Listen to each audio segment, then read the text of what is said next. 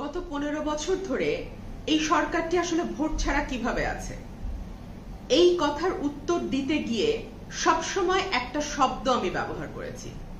এই সরকার পুরোপুরি নির্ভরশীল অলিগার্কদের উপরে। অলিগার্ক বিষয়টা কি? অলিগার্ক হচ্ছে বিভিন্ন গোষ্ঠী বা শক্তিশালী গোষ্ঠী যারা একটা স্বার্থে একত্রিত হয় এবং তারা তাদের নিজেদের স্বার্থেই একটি সরকারকে টিকিয়ে রাখে। এই অলিগার্কদের মধ্যে বা এই গোষ্ঠীর মধ্যে আছে ব্যবসায়ীরা, আছে বড় বড় ব্যাংক মালিকরা, আছেন ঋণ খেলাপিরা, আছেন পুলিশ প্রশাসনের কর্মকর্তারা, সরকারি আমলারা, এরা সকলেই এই গোষ্ঠীর অংশ। একটা নির্বাচন আসবার আগে সরকার এই গোষ্ঠীগুলোকে প্রাধান্য দিয়ে এই গোষ্ঠীগুলোর স্বার্থ রক্ষা করে কি কি পদক্ষেপ নিচ্ছে একটু দেখে আসি। আপনারা জানেন যে দ্বাদশ জাতীয় সংসদ নির্বাচনের আর মাত্র 6 মাস বাকি এবং এই সময়টার মধ্যেই একটার পর একটা স্টেপ এই সরকার নিচ্ছে যাতে এই গোষ্ঠী বা এই অলিগার্কদের স্বার্থ সুরক্ষিত থাকে। আমি প্রথমেই সরকারি কর্মচারীদের নিয়ে এই বাজেটে কি হয়েছে আপনারা ইতিমধ্যেই দেখেছেন, আমি সেটা আবার একটু মনে করিয়ে দেই। সরকারি কর্মচারীরা এই জুলাই থেকে 1 জুলাই থেকে মূল বেতনের 10% টাকা পাবেন। আপনারা জানেন 2015 সালে অর্থাৎ 2014 একটি ভয়ানক একতরফা বিতর্কিত চূড়ান্ত বিতর্কিত নির্বাচনের পর 2015 সালে একটি আইন করা হয় যে সরকারি কর্মচারীদের বেতন প্রতি বছর 5% হারে বাড়বে এবং 5% বার্ষিক যে বৃদ্ধি বা ইনক্রিমেন্ট সেটা 15 সাল থেকেই চালু করা হয়। এখন যোগ হবে আরো 5%, অর্থাৎ তাদের বেতন বাড়ছে 10%। প্রথম আলো রিপোর্ট বলছে যে এই 5% সরকারি কর্মচারী যারা আছেন তাদের বিশেষ বেতন হিসেবে মূল বেতনের 5% আপৎকালীন সময়ে বিষয়টি বিবেচনার জন্য প্রধানমন্ত্রী অনুরোধ জানিয়েছেন অর্থমন্ত্রীকে এবং তিনি আশা করেছেন যে অর্থমন্ত্রী 5% মূল বেতন বিশেষ প্রণোদনা হিসেবে তাদের দেবেন। এই যে আপৎকালীন কথাটা বলা হচ্ছে, এই আপৎকালীন তো আসলে সকলের ক্ষেত্রেই প্রযোজ্য। সরকারি কর্মকর্তা কর্মচারী কয়েক লক্ষ, এর বাইরে যারা তারা তো সকলেই বেসরকারি প্রতিষ্ঠানে চাকরি করেন। এই আপৎকাল যেটি চলছে, দ্রব্যমূল্যের বিভৎস ঊর্ধ্বগতির যে আপৎকাল চলছে, সেটা তো তাদের জন্য প্রযোজ্য। এবং সরকারি কর্মকর্তা কর্মচারী কয়েক লাখ, এই কয়েক লাখ মানুষকে বাদ দিলে বাকি কয়েক কোটি মানুষ যারা বেসরকারি খাতের সঙ্গে সরাসরি যুক্ত, তাদের কি হবে? এবং সরকারি কর্মকর্তাদের বেতন বাড়া মানেই হচ্ছে আরেক দফা জিনিসের দাম বাড়া। অর্থাৎ সুবিধাটা তারা পাবেন, সুযোগটা তারা নেবেন, কিন্তু তার যে দায় সেটা আপামর সাধারণ মানুষকে ভোগ করতে হবে। এই কথাগুলো বললেই সরকার বলেন আমরা এই ভাতা দিচ্ছি, সেই ভাতা দিচ্ছি, কার্ড দিচ্ছি, বিজিএফ বিজিবি ইত্যাদি পাচ্ছে, তারা স্বল্প মূল্যে টিসিবি ট্রাক থেকে জিনিস কিনতে পারছে, ওএমএস এর চাল কিনতে পারছে। তারা কারা? তারা একেবারেই প্রান্তিক পর্যায়ের অল্প কিছু মানুষ এবং যেই সুযোগটা তারা সেখান থেকে পাচ্ছে সেটা দিয়ে 5 থেকে 7 দিনের বেশি চলা যায় না। আর সরকারি কর্মচারীরা তারা যে সুযোগ সুবিধা পায় সেটা অকল্পনীয়।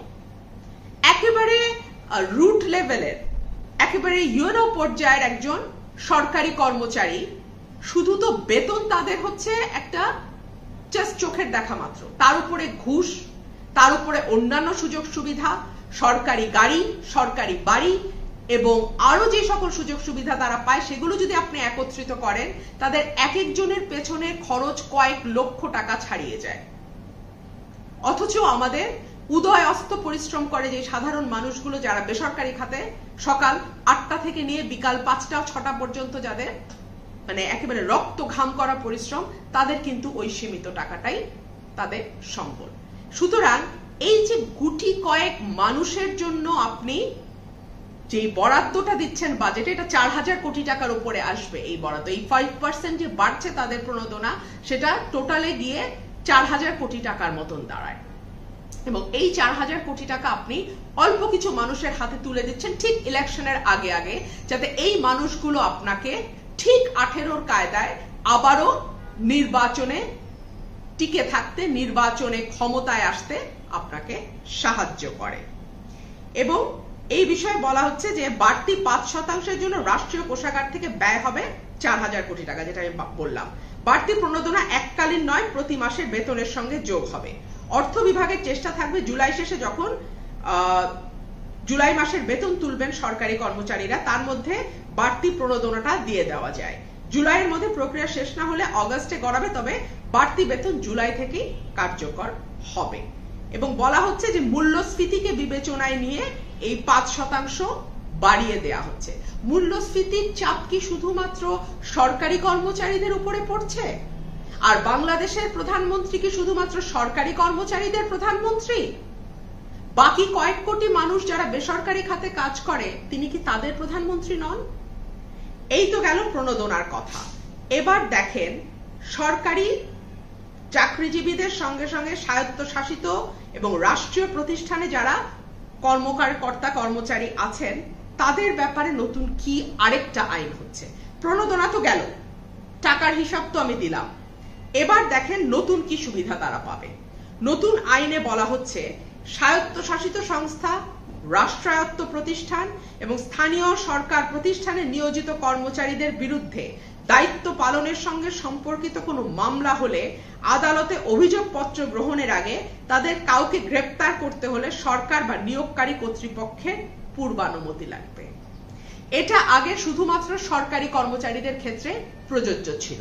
এখন এটা স্বায়ত্তশাসিত প্রতিষ্ঠান, রাষ্ট্রায়ত্ত প্রতিষ্ঠান এবং স্থানীয় সরকার প্রতিষ্ঠানে যারা কর্মচারী আছেন তাদের ক্ষেত্রেও প্রযোজ্য। যদি আপনি চার্জশিট দেওয়ার আগে, চার্জশিট কোর্ট অ্যাকসেপ্ট করার আগে যদি তাদেরকে গ্রেফতার করতে চান, তাহলে সরকার বা নিয়োগকারী যেই কর্তৃপক্ষ আছে তাদের অনুমতি লাগবে। এটা আমাদের সংবিধানে একটা অনুচ্ছেদ আছে, যে অনুচ্ছেদ বলছে যে আইনের চোখে সকলেই সমান এবং সকলেই সমান সুযোগ লাভের অধিকারী। একটা ফৌজদারি অপরাধে আমাকে গ্রেফতার করতে কিন্তু কোনো অনুমোদনের বিষয় নাই।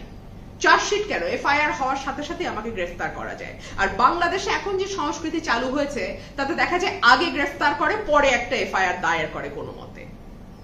সেই সংস্কৃতিতে দাঁড়িয়ে বলা হচ্ছে যে রাষ্ট্রায়ত্ত বা স্বায়ত্তশাসিত বা স্থানীয় সরকারে যারা চাকরি করছেন, স্থানীয় সরকার বিভিন্ন প্রতিষ্ঠানে যারা চাকরি করছেন, তাদেরকে চার্জশিট কোর্টে দাখিলের আগে, চার্জশিট কোর্টে অ্যাকসেপ্টেড হওয়ার আগে যদি গ্রেফতার করতে হয়, তাহলে নিয়োগকারী কর্তৃপক্ষের অনুমোদন লাগবে। এক দেশে দুই আইন।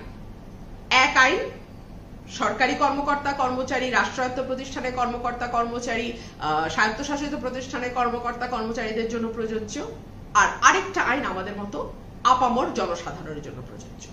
তাহলে বুঝতেই পারছেন যে নির্বাচনে এই সরকারের কাদেরকে দরকার।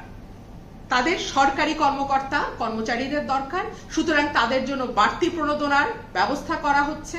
তাদের জন্য আইন সংশোধন করে তাদেরকে গ্রেফতার করতে চাইলে নিয়োগকারী কর্তৃপক্ষের অনুমোদনের প্রয়োজন হচ্ছে। আর আমার আপনার মতো আমজনতা যাদের ভোটের আসলে কোনো প্রয়োজন নাই এই সরকারের ক্ষমতায় থাকার, তাদের জন্য কিন্তু কোনো ইনসেন্টিভ, তাদের জন্য কিন্তু কোনো আশার বাণী এই বাজেটেও নাই, কোনো নির্দেশনাতেও নাই। এইবার আসেন ব্যাংকের ক্ষেত্রে। আপনারা জানেন ইতিমধ্যেই যে ব্যাংক কোম্পানি আইন সংশোধন করা হয়েছে এবং নজিরবিহীন ভাবে সংশোধন করা হয়েছে। ব্যাংকার্স অ্যাসোসিয়েশন যেটা আছে, তারা একটা প্রস্তাব রেখেছিল যে ব্যাংকের পরিচালকরা একাধিক ক্রমে, মানে একসাথে আগে 9 বছর পরিচালক থাকতে পারত, সেটা যেন বাড়িয়ে 12 বছর করা হয়। ঠিক তাই করা হয়েছে।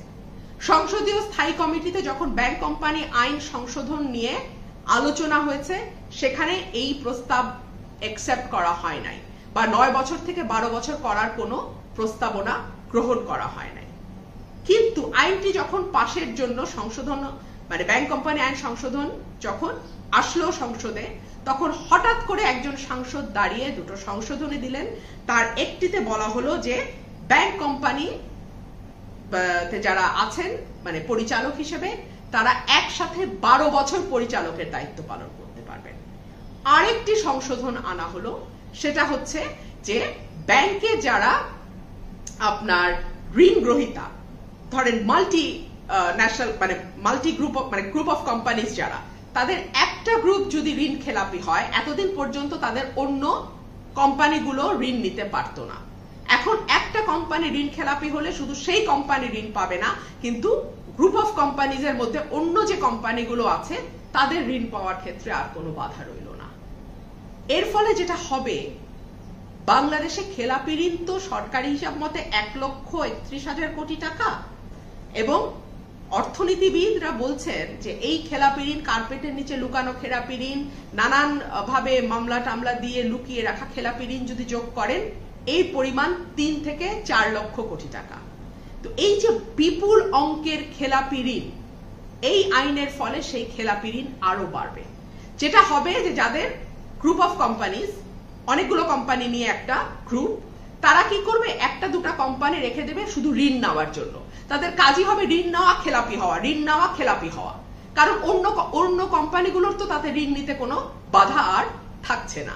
আগে গ্রুপ অফ কোম্পানিজের একটা কোম্পানি খেলাপি হলে অন্য কোম্পানিগুলো ঋণ নিতে পারতো না, এখন যেহেতু এই বাধা থাকছে না, সুতরাং তারা সকলেই যেটা করবে, একটা দুটো কোম্পানি রাখবে, জাস্ট ঋণ নিতে থাকবে, তাদের কাজই হলো ঋণ নেওয়া এবং খেলাপি হওয়া।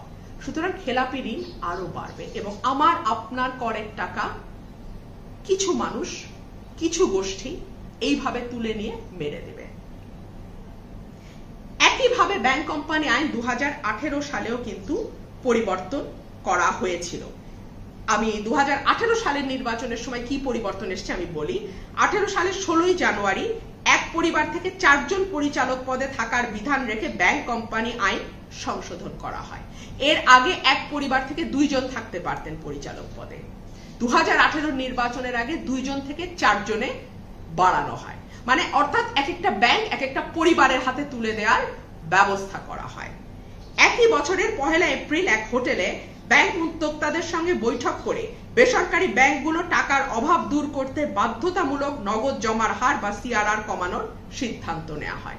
অর্থাৎ বাংলাদেশ ব্যাংকে যে টাকাটা জমা রাখা হয়, সেই টাকার সিআরআরটা কমানোর সিদ্ধান্ত নেওয়া হয়, যাতে ব্যাংকের তারল্য সংকট কাটানো যায়। এবং ব্যাংকের এই তারল্য সংকটটা কেন?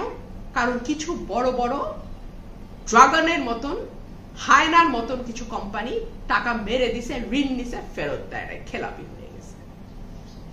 একই বছর অর্থাৎ 2018 সালের 20 জুন সুদ হার 9-6 করার সিদ্ধান্ত হয়েছিল ব্যাংক মালিকদের সংগঠন বিএবির কার্যালয়ে বসে। সুদের হার 9-6, এটা বিশ্বে কোথাও নির্ধারিত থাকে না, এটা বাজারের উপর ছেড়ে দেওয়া হয়। এবং এখন আবারও সুদের হার 9-6 যে কত বড় ভুল সিদ্ধান্ত ছিল, এটা যখন আইএমএফ এর দ্বারস্থ হতে হয় সরকারকে, তখনও এই কথাগুলো আসে এবং আইএমএফ বলে এই সুদের হার বাজারের উপর ছেড়ে দিতে হবে। এখন একটু একটু করে সুদের হার কিন্তু বাজারের উপর ছেড়ে দেওয়ার সিদ্ধান্ত নেওয়া হচ্ছে, 9-6 থেকে বেরিয়ে আসতে বাধ্য হচ্ছে সরকার। কিন্তু এই 5 বছরে এই 9-6 যে ক্ষতি বাংলাদেশের আর্থিক সেক্টরে হয়ে গেছে, সেই ক্ষতি তো হয়েই গেছে। এবং এই সিদ্ধান্ত নেওয়া হয়েছে কিছু ব্যাংক মালিক বিএবির মানে তদবিরে, বিএবির স্বার্থ রক্ষা করতে গিয়ে। সুতরাং দেখা যাচ্ছে যে নির্বাচনের আগেই এই ধরনের ঘটনাগুলো ঘটে। প্রথম আলো আরো বলছে 2018 সালে জাতীয় নির্বাচনের আগে ব্যাংক মালিকদের পরিবারতন্ত্র উপহার দিয়েছিল সরকার, যে কথাটি আমি বলছি, 2 জনের জায়গায় 4 জন ব্যাংক পরিচালক করা হয়েছিল একই পরিবার থেকে। আরেক নির্বাচনের আগে আবার উপহার পেলেন তারা, এমনকি 2015 সালের উপহারটিও ছিল নির্বাচনের ঠিক পরে। এসব দেখেই আইএমএফ 2019 সালে লিখেছিল, প্রভাবশালী ঋণ গ্রহীতারাই বাংলাদেশে আর্থিক খাতে সিদ্ধান্ত নেন। এই প্রভাবশালী ঋণ গ্রহীতারাই শুধু আর্থিক খাতের সিদ্ধান্ত নেন না, সরকারকে টিকিয়ে রাখার জন্য যা যা করা দরকার তাই তাই করেন।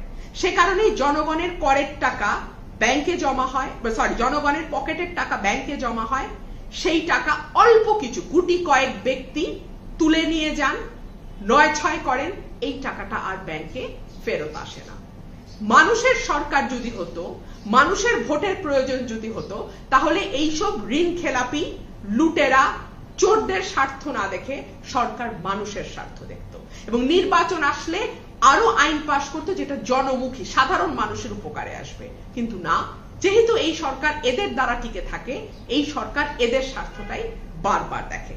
লাস্ট আরেকটা খবর দেই, নির্বাচন কমিশনের ক্ষমতা আরো কমিয়ে দিচ্ছে সরকার। এই দ্বাদশ জাতীয় সংসদ নির্বাচনকে ঘিরে আমি দেখালাম কি করে প্রণোদনা দেওয়ার নামে সরকারি কর্মচারীদের বেতন বৃদ্ধি করা হচ্ছে, যে জন্য বাজেটে 4000 কোটি টাকা এক্সট্রা বরাদ্দ হচ্ছে। আমি দেখালাম কি করে সরকারি কর্মচারী সহ এখন রাষ্ট্রায়ত্ত, স্বায়ত্তশাসিত বা স্থানীয় সরকার প্রতিষ্ঠানে যারা চাকরি করেন তাদের গ্রেফতার কিভাবে রেস্ট্রিক্টেড করা হচ্ছে। চার্জশিট জমা দেওয়ার আগে বা চার্জশিট গৃহীত হওয়ার আগে তাদের গ্রেফতার করতে হলে নিয়োগকারী কর্তৃপক্ষের অনুমোদন লাগবে, অর্থাৎ তাদেরকে কিভাবে সুরক্ষা দেওয়া হচ্ছে। আমি দেখালাম ব্যাংক কোম্পানি যাদের হাতে আছে, ব্যাংকের মালিক যারা, তাদের স্বার্থে কিভাবে আইনগুলো পাস হচ্ছে নজিরবিহীন ভাবে। এখন আমি দেখাবো নির্বাচন কমিশনের ক্ষমতা কিভাবে খর্ব করা হচ্ছে। এবং এই সরকার বারবার বলছে নির্বাচন করবে নির্বাচন কমিশন, নির্বাচন কমিশন স্বাধীন এবং যথেষ্ট ক্ষমতা সম্পন্ন। তাই যদি হয়ে থাকে তাহলে নির্বাচনের আগে আগে নির্বাচন কমিশনের ক্ষমতা কেন খর্ব করতে হচ্ছে? এখানে বলা হচ্ছে জাতীয় সংসদ নির্বাচনে অনিয়ম, বল প্রয়োগের মতো ঘটনায় ভোট বন্ধে নির্বাচন কমিশনের ক্ষমতা কমানো হলো। বিরোধী দলের সদস্যদের আপত্তির মুখে মঙ্গলবার জাতীয় সংসদে নির্বাচন সংক্রান্ত আইন ও গণপ্রতিনিধিত্ব আদেশ আরপিও সংক্রান্ত সংশোধনী সংসদে পাশ হয়। জাতীয় নির্বাচনের মাস 6 আগে ইসির ক্ষমতা খর্ব করার বিষয়ে বিরোধী দলের একাধিক সদস্য বক্তব্য রাখেন। সংশোধিত আরপি অনুযায়ী ভোট গ্রহণের আগে ইসি চাইলে এখন আর ভোট বন্ধ করতে পারবে না।